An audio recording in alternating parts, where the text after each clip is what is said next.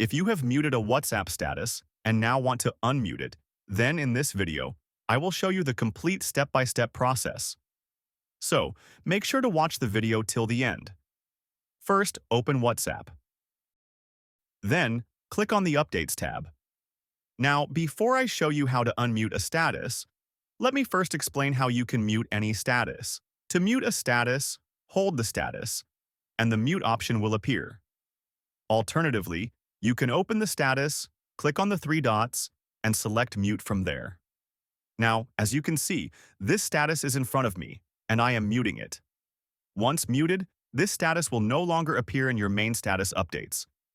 If you want to unmute it, swipe right, and you will find all the muted statuses that you have previously muted. From there, hold any status, and then select Unmute. This is how you can mute and unmute any WhatsApp status easily. If this video is helpful for you, don't forget to like it, subscribe to the channel. I'll see you in the next video.